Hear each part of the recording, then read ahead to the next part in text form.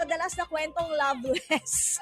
Shout out sa True FM. Laging true sa'yo, kapatid. Sagot kita sa True FM sa 105.9. Dito tayo sa totoo. Nagbabalik po ang programang Sagot Kita. Ko po ang inyong lingkod, Ruth Cabal. At ang ating question of the day, ano po ang inyong diskarte sa pagtitipid? Komento po ang inyong sagot sa ating Facebook at YouTube live streams. At kung meron din po kayong concerns, pwedeng tumawag sa ating tanungan hotlines 868-93289 o 868-93290. Simulan na po natin ang ating diskusyon. Makakasama natin via StreamYard si Vince Rapisura, isang financial guro. Ayan, siya po ang presidente ng Social Enterprise Development Partnerships Incorporated. Magandang hapon sa iyo, Vince. Magandang hapon, Ruth, at maraming salamat sa muling pag-imbita sa akin sa inyong programa. Ako, Vince, sakto itong ating topic ngayon dahil kalalabas nga lang nitong ating inflation rate, nasa halos doble. At ibig sabihin talagang gaanon ang tinaas ng presyo ng ating mga bilihin. Pero sa tingin mo ba ngayon sa ganitong panahon, yung general discussion lang muna, paano ba mag-handle halimbawa ng pera ang mga Pilipino? Ano ba yung parang financial reality? Ano ba yung parang ugali nating mga Pinoy pagdating sa paghahawak ng pera? Actually, ang laging parang default na tinitignan ay magastos yung Pilipino, ganyan. Pero sa totoo lang, matagal nang nagsisikip ng sinturon ng mga Pilipino dahil sa mataas ang bilihin at saka maliit ang kita, no? So lahat na po ng sakripisyo ng mga Pilipino nagawa na natin sa totoo lang, no? So dito sa panahon na mataas ang ang oil natin ngayon, ang masasabi ko lang diyan, Ruth, bilang main guideline ay do not splurge dahil may oil surge. Okay? Pero pag titignan din natin yan, hindi lang naman talaga sa personal yan, wala sa control natin, 'di ba? Yung pagtaas ng oil na yan. Pero may maraming mga magagawa ang gobyerno kasi structural and systemic yung problem natin, hindi lang siya personal problem. Unang-una na dyan, dapat kailangan gawing affordable and accessible ang public transportation. Hanggang ngayon, di ba, ang ating public transportation ay problemado pa rin. Siguro bago natin pag-usapan yung yung sa paraan ng gobyerno kasi wala tayong magagawa, naghihintay pa rin tayo hanggang ngayon. Maraming mga kapatid natin naghihintay ng mga ayuda, yung sa side na lang siguro muna nating mga Pilipino, yung mga mamamayan, sinabi mo, do not splurge. Do not splurge. Oo. Dahil may oil surge. Dahil sa oil surge. Ibig sabihin, huwag kang maging magastos, Pero ano nga ba kasi, ang bukod sa yung particular na pagiging magastos, ano nga ba kasi yung karaniwang mali or common mistake ng mga Pilipino sa paghawak ng pera? Oo, okay. Ang talagang kailangan natin sa mga panahon ng krisis na ganito, kailangan ay bago pa mangyari yan, ay pinaghahandaan na natin, no? So, kung ngayon ka palang maghahanda, medyo late na, no? Okay, sabi nga, better late than never. So, pwede pa rin naman na sisimulan natin na ngayon, no? So, yung mga nakapaghanda na before, ano yung mga nagawa nila, no? So, dapat ay mayroon tayo talaga kasing itinatabi automatic para sa insurance natin at para sa emergency fund natin lalong-lalo na, no? Para sa mga kumikita ng less than 25,000 pesos kada buwan, Ruth, ang ina-advise ko ay mag-save at least 10% ng kanilang kinikita kada buwan for their emergency savings.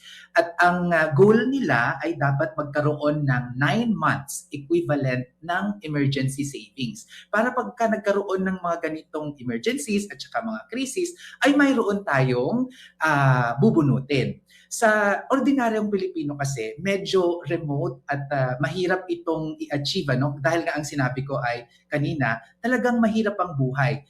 Patuloy ang pagtaas ng bilihin at hindi ganun kabilis ang paghabol sa kita natin, sa sweldo. So kaya very challenging talaga. So pero hangga't kakayanin natin ay tayo ay mag-iipon at magtatabi para sa emergency fund.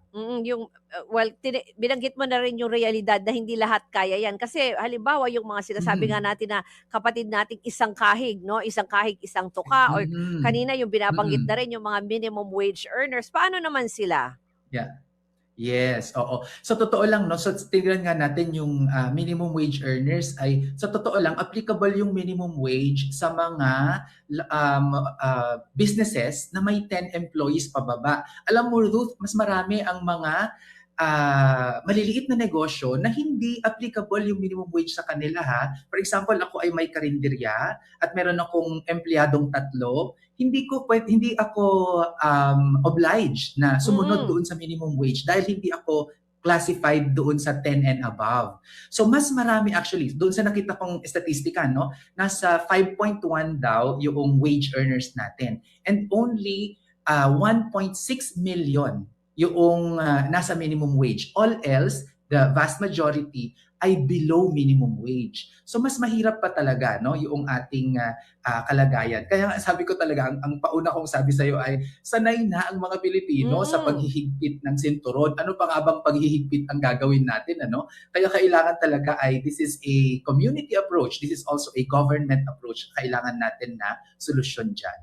Yung katatapos lang din kasi ng yung ng Holy Week, 'di ba? So yung iba Yes. sometimes they would save up to travel, 'di ba, yung mga ganon dahil Mhm. kasama yung mga pamilya. Mhm. Although ngayon hindi natin inasahan itong taas ng ng presyo ng petrolyo, pero may mga tumuloy pa rin. Nakita ko sa mga interviews may mga nag-out of the country pa rin Mhm. kasi sayang daw yung nabili na nilang ticket. So ngayon gumastos na sila. Parang nakasave na sila. Mhm. Paano ka ngayon magba-back to zero? Paano mo ngayon ulit babawiin yung paano ka magre-reset kumbaga ng iyong mga ng iyong budget? Mhm. So ang tip ko diyan, magsimula ulit kahit paunti-unti dahil ako naniniwala na ang pinakamabilis na paraan ng pagyaman kung tayo ay magdadahan-dahan, ano? So alamin mo where you are financially now.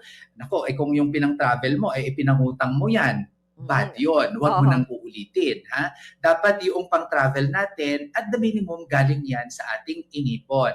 So kung nakadukot tayo doon sa ating emergency savings, pang-bakasyon, i-replenish natin yan. No? At yung aking budgeting rules, sundin natin siya. No?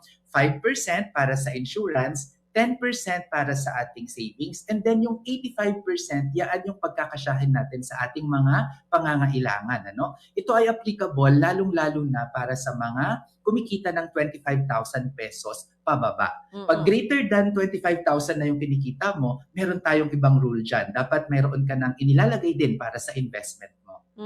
Yung isa-isahin natin, yung sinasabi mong insurance, anong klaseng na 5%? Anong ibig sabihin when you say insurance?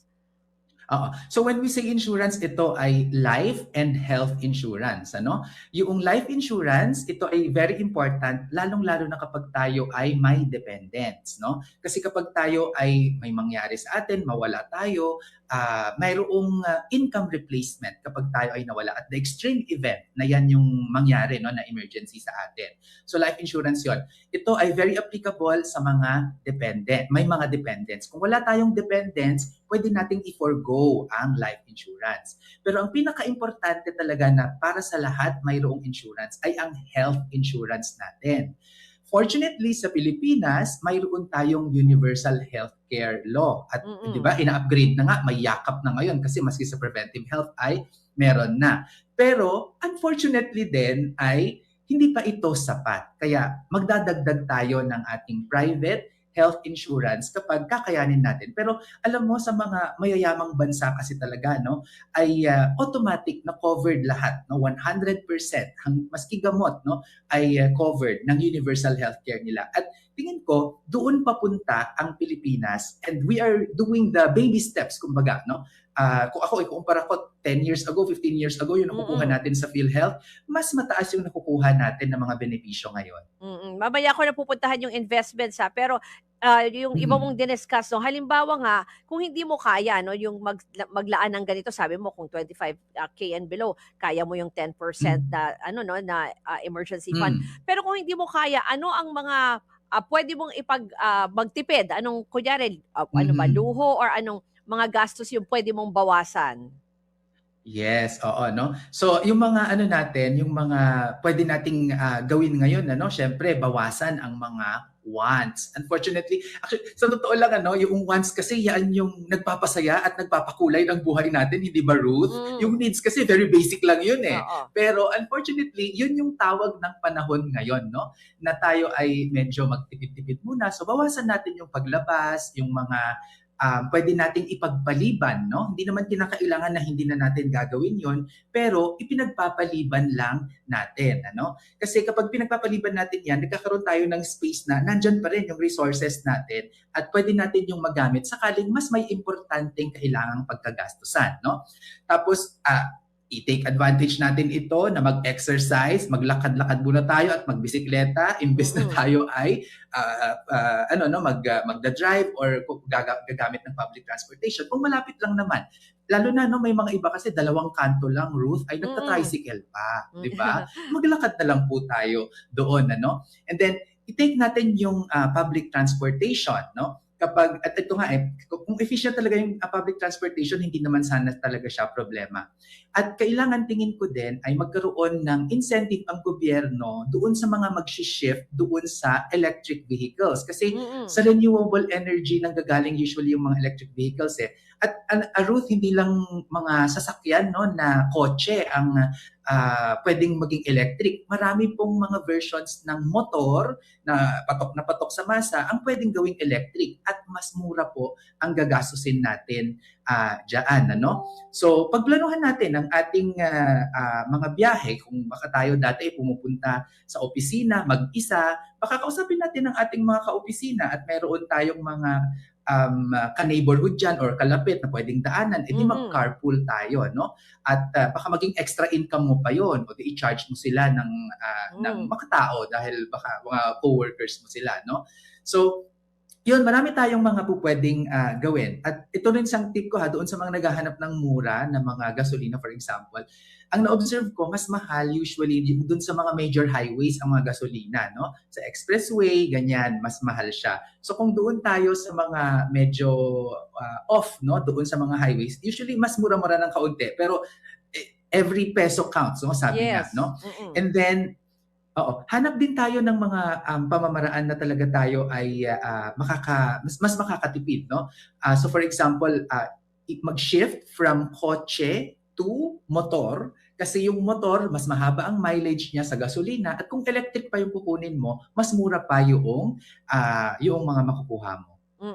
Yung isa pa, halimbawa na hingi kami ng tips sa'yo pagtitipid, yung pinag-usapan namin kasi kanina dun sa reporter natin sa inflation, no? Kumbaga, I'm sure nagtataka yung mga tao. Sabi ko, yung 1,000 pesos mo, dahil ganun na pala lumalabas, ano, if you compare it from 2018, ang halaga pala ng 1,000 pesos mo pag pumunta ka sa grocery, pumunta ka sa palengke, 750 pesos na lang na worth of products, no? So pag ganyan, halimbawa, ano ba ang tipid tips mo pag mamamalengke, pag mag-grocery na, bumaba na nga ang halaga ng iyong 1,000 piso.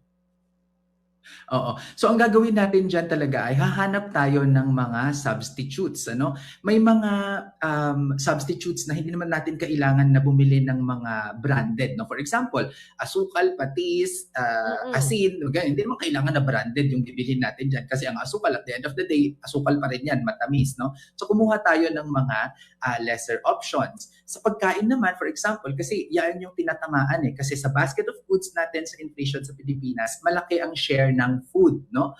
So, yung food natin, substitutes din, yung kukunin natin. So, baka kung dati, everyday ka nagkakarne, di ba? So, baka po pwede na every Friday or twice a week ay papalitan mo yan ng legumes, no? Ng mga, ano ba ang legumes? At mga munggo, ganyan, mga beans, ang papalit natin. Same na protein yung makukuha mo, pero mas mura, no?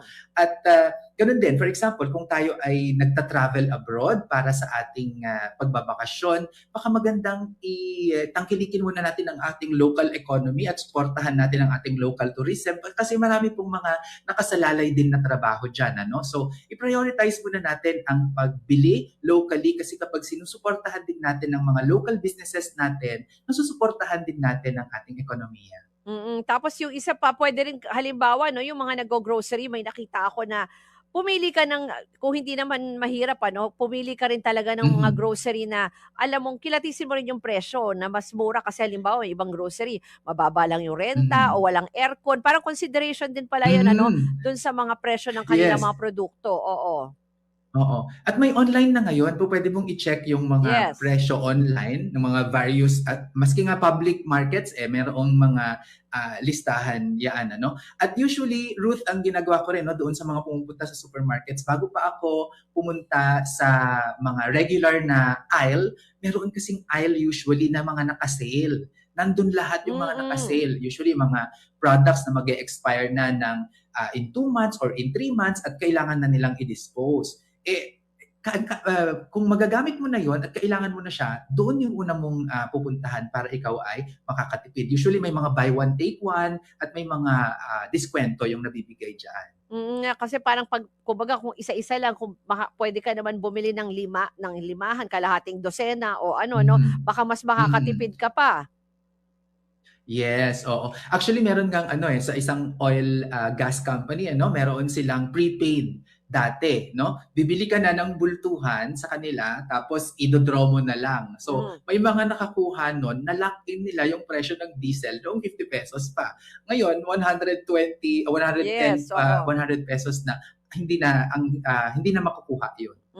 Pero parang ang narinig ko diyan, di ko alam kung tama ba, app ba yan or what. Ang problema naman ngayon wala dun sa kung saan sila hindi ko alam kung gasolinahan ba yan o lugar, wala naman silang makuha na Mhm. gasolinahan nung bago ito yung biglang taas yung Ah, oo, na parang wala namang stock ng gasolina. Pero oo. maganda rin po yan na baka puwedeng katulad niyan mag-ikot-ikot lang din sa mga gasolinahan kasi may ibang kumpanya naman na Mhm. mas mura or nag-o-offer din ng discount, ano? Yes, oo. Mm. So, it's always it always pays na tayo ay titingnan natin yung mga options natin at nagko-compare tayo. Pero, if you wanna start saving, hindi mo kaya nga itong sinasabi mong emergency fund, ngayong araw, Mhm. anong puwede mong maliliit na bagay, anong puwede mong gawin, magkano puwede mong itabi, ₱100, 500 o ano-anong Oo. oo, if you wanna start today? Oo, yun yung sabi ko talaga ang maganda talaga dapat ay unti-untihin natin ano. Kasi yung pag-iipon, Ruth, para din siyang diet at pagpupunta sa gym. Hmm, Kapag ikaw ay nagpunta sa gym at binigla mo yung sarili mo na magbuhat ng mabigat na weights, hindi yan magiging sustainable. Ganon din sa savings. Kapag binigla mo yung sarili mo na mag-save ng malaki agad-agad, hindi yan magiging sustainable. So, dapat consistent tayo, no? Yun yung i-build natin na disiplina. So yung savings natin ay unti-untihin natin kung gaya nga ng sabi mo, no, kung tayo kumikita ng let's say 20,000 pesos, ang sabi ko kasi 10% no, no, so 2,000 pesos yon kada buwan. Kung hindi pa natin kaya yon, edi gawin nating magsimula ka ngayong buwan na to ng 500 muna. Give yourself 3 months. Gawin mong consistent yan. After the 3 months, itaas mo, maging 1,000 na yan. Hanggang sa makuha mo yung 2,000 na ideal na savings for your salary. Yun mm. yung pinaka-sustainable at pinaka-successful na nakikita ko doon sa mga nabibigyan ko ng advice. Pero itong, alam ko kasi parang yung ating mga kapatid konti lang, may certain percentage, I don't know the update, na nagbabangko ano? Ah, Mhm. paanong advice mo, dapat pa ba magdeposito ng pera sa bangko or mamaya puntahan natin yung investments ano? Pero, Mhm. would you still advise people to do that?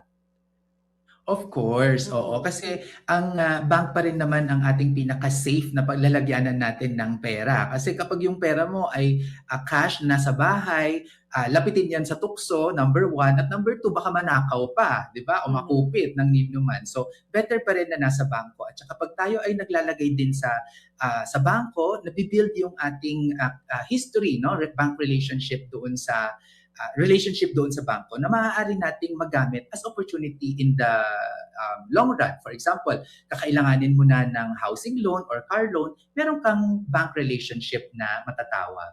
Pero alam mo yung hindi ko alam kung is this advisable, may narinig lang nga ako na or baka parang kumbaga sa Mhm. hoarding sa mga produkto 'to na sabi dahil nga daw may krisis, maglabas na daw ng pera sa bangko, mas maganda daw na meron kang hawak na Ah, cash.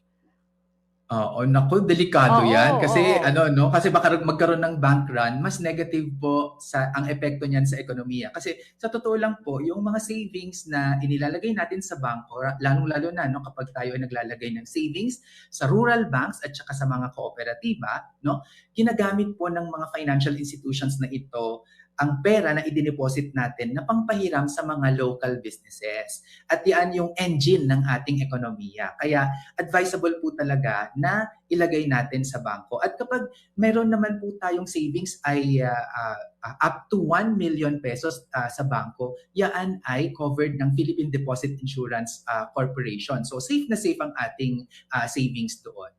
Sige mamaya, pag-usapan naman natin itong mga tips mo para dun sa mga gustong gumawa ng kahit maliit muna na mga investments. Mag-break lang tayo saglit, mga Mhm. kapatid. At ang ating question of the day, ano po ang inyong diskarte sa pagtitipid? Ikomento po yan sa ating Facebook at YouTube live streams. Huwag po kayong bibitiw, magbabalik pa ang programang Sagot Kita.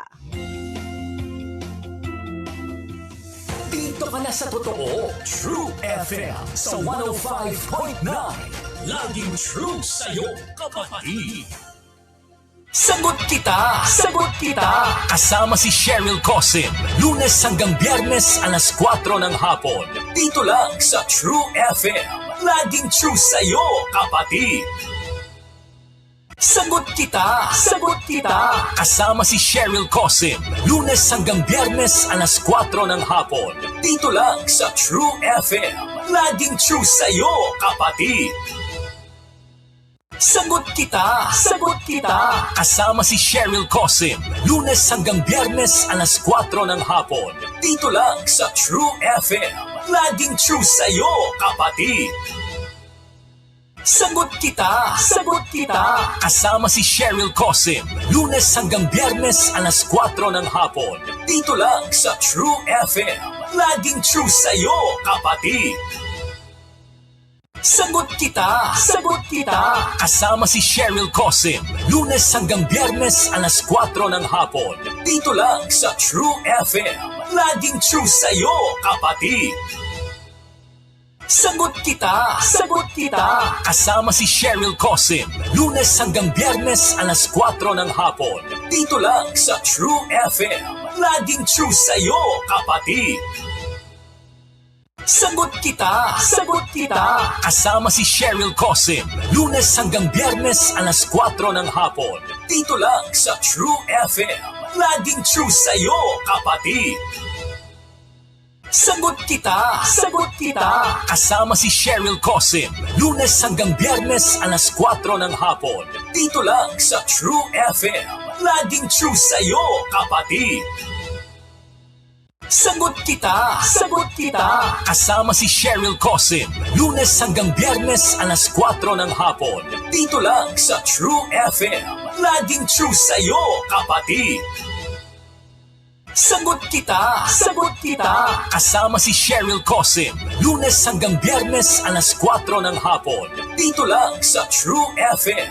Laging true sa'yo, kapatid.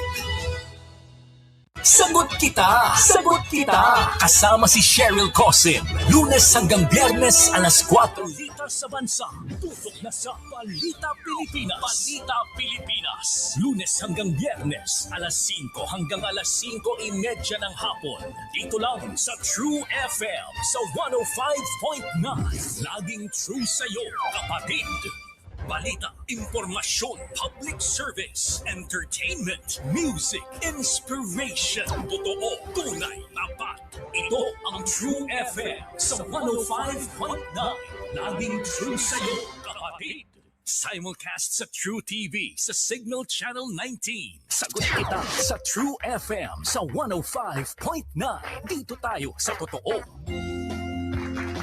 Nasa huling bahagi na po tayo ng ating programa. Ako po si Ruth Cabal. Ang ating question of the day, ano po ang inyong diskarte sa pagtitipid? Ilagay lang sa ating Facebook o YouTube live streams at kasama pa rin po natin si Vince Rapisura, isang financial guro. Ayan, Vince, kanina nabanggit mo na ito na pwede kang mag-invest, no? Kung meron kang sobrang pera para doon sa mga beginners o baguhan pa lang. Magkano ba ang pwedeng i-prepare for investment at saan mag-i-invest? Oo. So para sa akin ang paborito kong pinaglalagyan talaga ng investment na inflation proof ay ang Pag-ibig MP2. Ito ay ang programa, National Savings Program ng gobyerno natin, no? At nito ngang Pebrero ay 7.21% ang kanilang inilabas na dividend. Mas mataas po yan ng dihamak doon sa 4.21% na inflation natin noong buwan ng Marso, ano? So maganda siyang inflation head, no? It has been consistent na maayos ang pagbibigay ng dividend ng Pag-ibig MP2. Conversely, meron din pong equivalent niyan sa SSS. Ito po ay ang ating SSS pension booster. So ito naman po ay kung pinaghahandaan na natin ang ating retirement, maganda po yan na dyan tayo maglagay. Ganun din po yan kapareho ng Pag-ibig MP2. Ito po ay tax-free, guaranteed ng gobyerno at maliit lamang po ang amount na kinakailangan. I think sa SSS ay 200 pesos lang yung additional na ilalagay mo, ay pwede na yon. Sa Pag-ibig MP2 naman ay 500 pesos lang, pwede ka nang simula, no? At sa totoo lang, Ruth, sa panahon ng krisis, maraming mga investment opportunities ang nag-a-arise. Alam mo kung bakit? Dahil marami ang mga mangangailangan ng pera. Meron kasi tayong tinatawag, Ruth, na mga distress selling of assets dahil sa mga matinding pangangailangan nila, no? Ang i-advise ko lang dito, of course, that is an opportunity for us, pero sa iba, sana kapag tayo ay bibili doon sa mga produkto, or lalo na, for example, no, may mga marami nagbebenta ng kanilang lupa, ganyan. At dahil kailangan na nila ng pera, no? Distress selling of assets ang tawag natin doon. Sana ay wag naman po natin silang babaratin. At ang lagi ko pong sinasabi dyan ay bawal po na ikayaman natin ang paghihirap ng iba, no? Kaya bato-bato sa langit po ang mga politiko natin na ganyan ang gawain, ano? Do not enrich yourself with the misery of others, no? At bago pa tayo pumunta sa investment, Ruth, ipon talaga ang pundasyon, no, ng ating investment. So, savings discipline first, yan yung nauuna bago natin ma-develop ang ating investment discipline. Kumbaga itong investment mo ay kung meron kang sobrang pera, pero mas unahin mo muna yung sinasabi mo na emergency fund, no? Yes, Oo. oo. Yan talaga yung unang-una na dapat i-prioritize natin. Yung balikan ko lang kasi lagi ko naririnig itong Pag-ibig MP2, although ako hindi pa nga ako nakakapag-invest dyan, ano? Pero kailangan ba halimbawa maging member ka ng Pag-ibig Fund and even with SSS? Yes, oo. Kailangan tayo ay member diyan, ano? At ang misnomer sa Pag-ibig at saka sa SSS na na mandatory ay SSS pension booster, ang akala ng iba, pag naglagay ka ng pera doon ay monthly mo na siyang dapat lalagyan. Paano daw pag hindi nila makayanan, ganyan. Voluntary po ito at kahit na gaano mo kadalas maglagay ay wala po yung kaso, no? Okay lang po 'yun. At kapag tayo ay kung tayo ay empleyado, siguradong tayo ay member na ng Pag-ibig at SSS kasi ayon sa batas, ang mga employers natin ay obliged na tayo ay i-enroll doon. Kapag hindi naman po tayo empleyado, tayo ay nagnenegosyo on our own, ano? So magpa-register lang po tayo at available naman po ang mga online application forms ng SSS at saka ng Pag-ibig on those. Pero sa panahon ngayon na ito nga may krisis tayo sa buong mundo ito, would you advisable ba na mag-invest or may iba pang halimbawa yung naririnig ko na mataas daw yung halaga ng ginto. May mga ganun may mga iba bang klase ng investments na mas okay kesa sa yung iba? So, pag ganyan, na yung parang naririnig-dinig natin, ang tawag ko dyan, Ruth, ay speculative investment. Okay. Kasi kapag nag-i-invest tayo, dapat purposive yan. Dapat alam mo kung saan mo gagamitin, ano yung purpose ng investment na yan. Ito ba ay pang-retirement mo? Ito ba ay pang-pagawa mo ng bahay? Ito ba ay pang-paaral mo? Ito ba ay gagamitin mo sa pagtanda mo? O ikaw ay nagkasakit? Kasi kung yun yung titignan mo ng mga purpose mo, hahanap na ngayon ng investment na magmamatch doon, no? So for example, yung mga nagsasabi na, uy, mataas ang gold ngayon. Bibili ka ng gold ngayon na mataas siya. After 2 months, bumaba yung gold. Nga, di ba? At hindi yun yung tamang investment vehicle for you. So, per ano yan per investment purpose yan, no? So titignan natin kung ito ay pang retirement para sa akin talaga, ang wala pa ring tatalo sa SSS, ano? Oo. Lalo na kapag tayo ay kumikita talaga ng 25,000 pesos pababa, SSS pa rin yan, no? Mm-mm. At kung tayo ay employees, mayroon pang counterpart ang ating employer. So, kung dadagdagan natin yun ng SSS pension booster natin, then that would lead to a very good retirement for us. Ano? Mm-mm. Kapag pabahay naman yan, pag-ibig naman yung lalagyan natin dyan. Ano? So, mag-ipon ka sa Pag-ibig MP2 para mayroon kang pang-down. Kasi kapag may pang-down ka sa Pag-ibig Housing, mas mababa yung kailangan mong hiramin sa kanila at mas preferential din yung interest rate na ibibigay nila sa iyo, no? Mm-mm. So, ganun din kapag pang education, no, ng anak mo, Pag-ibig MP2 pa rin yon. Ilalagay ko ba yan sa stock market, Ruth? Hindi, kasi up and down yung stock market eh. Hindi mo alam, baka pagdating ng college ng anak mo, mababa yung market. At pag kinuha mo na siya, mas mababa pa siya than how much you have invested. Actually, if you track 10 years ago, no, kung naglagay ka ng 100,000 pesos sa stock market at kinash out mo ngayon after 10 years, that would be around 870,000 lang. Versus kapag nilagay mo sa Pag-ibig MP2, yung 100,000 mo, yan ay after 10 years, ngayon mga nasa mga 200 o 210,000 na yan ngayon. Oh, okay. Oo. Maganda nga rin yan. Pero gusto ko balikan, maganda yung sinabi mo na speculative investment. Kasi nga, ito, Vince, ang daming nakikita sa TikTok na mga, di ba, mga paano na ganyan, na ito, maganda mag-invest dito. O, ang next question ko sa'yo, paano mo matitiyak na totoo yan at hindi ka masascam? Okay. Kapag nagpangako po sila sa inyo ng nakakalulang returns, magtaka na po tayo at kabahan na po tayo at wag na po nating i-entertain. Kasi usually nagsisimula yan sa kuryosidad no? Curious lang sila, tapos sinubukan nila, ayun na doon na nagtuloy-tuloy at malaking pera na yung nawala. So ano yung rule of thumb ko, no? Kapag ang ipinangako sa iyo sa investment ay greater than 12% per annum, kabahan ka na, no? Kasi may mga nagbibigay nga ng investment returns na 5% per month, 10% per month. Nako, wala pong business na sustainable na kayang magbigay ng ganoong kalaking return. So highly speculative yan. If it's too good to be true, chances are napakalaki nung probability na ito ay talagang scam. Yung next ko naman na tanong ay doon sa mga talagang hindi kaya, no, yung gustong mangutang at this point kasi maraming mga lending apps, no? O paano mo i-control yung iyong pangungutang, anong ilang percent lang ba dapat at saka yun na nga. Kasi ang nangyayari sa iba nating mga kapatid, nagpapatong-patong naman yung pag-utang nila or paikot-ikot lang sila, tapal-tapal lang Okay. Kasi parang ginagawa ng utang din ang solusyon sa utang. Oo. So, dito sa utang natin, ang kailangan talaga, ang rule natin dyan ay, ang utang ginagamit natin for productive purposes. Ibig sabihin, ginagamit lang dapat natin ang utang sa mga kumikitang bagay. Kung hindi kumikita, yung paglalagyan mo ng pera, dapat yan ay iniipon mo, no? Or nanggaling sa kita mo, no? Hindi mo siya inuutang. So yun yung unang rule natin.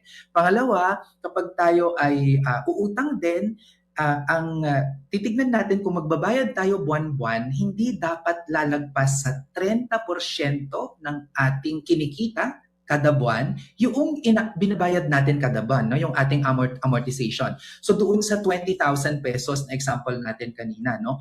Maximum ang dapat na ibinabayad mo every month sa utang mo ay 6,000 pesos. Kasi isipin mo naman, Ruth, no? Kung yan ay nagbabayad ka ng 6,000 pesos kada buwan para sa utang mo, 14,000 na lang yung natitira. Oo. May renta ka pa, may pinapaaral ka pa, may pagkain ka pa. So talagang dapat ay last resort at hindi natin ginagawang sandigan ang utang. Ang sabi ko nga, Ruth, ang utang, asawa ng kahirapan, 'di ba? So, wag tayong kakapit sa utang hangga't kaya natin. Kaya preparation is really key, ano? Mag-ipon tayo sa mga panahon na sagana. So, may mga ganun kuwari yung mga nagsasari-sari store o nagbebenta ng banana Q o ng fishball dyan sa kalye, no? Ang advice ko sa kanila ay kung malakas ang kanilang benta, o di malakas din dapat silang mag-save. Mm. Kung mahina ang benta, o edi bawasan din lang nila yung pag-iipon nila, no? Mm. Tapos sa panahon na krisis ngayon, meron silang mabubunot. Preparation is really key. Maganda yan. So, on that note, pakiulit na lang yung sinasabi mo ulit na ano yung formula natin kasi ito yung sinasabi mo, preparation is key. Kailangan laging may Yeah. emergency fund. Ano ba ang formula natin for that? At yung bilin mo na rin Oo. sa ating mga kapatid. So yung ating budgeting rule para sa mga kumikita ng 25,000 pesos per month pababa, ang ating pong susundin ay 5% para sa insurance, 10% para sa savings, at yung natitirang 85%, yan po yung pagkakasyahin natin para sa ating mga gastusin o mga pangangailangan. Ano? At ang lagi ko nga sinasabi ay ang mga Pilipino talagang sanay na mamaluktot at maghigpit ng sinturon. Kaya po kami ay kumakatok sa mga kinauukulan sa government natin na sana naman po ay talagang temporary isuspend na muna at i-reduce ang excise tax at saka ang VAT. Magkaroon po tayo ng windfall tax para sa mga gas companies at sana naman po ang mga gas companies ay kung po pwede, ay ibaba natin ang ating profit margin. Kasi alam mo, Ruth, yung 10% na profit margin nila dati at 50 pesos per liter, 5 pesos yung kita nila per liter. Kung 10% pa rin yun, so 130 pesos per liter o 120 pesos per liter, kumikita sila. And yun yung sinasabi ko na enriching yourself with the misery of others. So sana po wag nating ikayaman ang paghihirap ng iba dahil ang mga Pilipino pagod na po at ginagawa na po natin ang ating lahat ng makakaya. Ako si Sir Vince, ang inyong financial guro at lagi nagsasabing ang pagyaman na pag-aaralan at napagtutulungan. Ayan, maraming salamat. Ang dami naming natutunan sa inyo. Vince Rapisura, isa pong financial guro at presidente rin ng Social Enterprise Development Partnerships Incorporated. Thank you, Vince. Maraming salamat. Ngayon po silipin natin ang komento ng ating mga netizens. Yung tanong po natin sa inyo ay inyong diskarte para sa pagtitipid. Si Patrick Miranda, sabi niya, nakakapagtipid ako pag nagko-commute na lang kaysa gumamit ng kotse. Lalabas na lang ako para iwas gamit ng kotse kung kailangan. Halimbawa, kung mamamalengke, gagawin ko na lang once or twice a week. Minsan, mamamalengke na lang para iwas sa paggamit ng kotse, tipid sa pamasahe at sa gas. Si Susan Mendoza,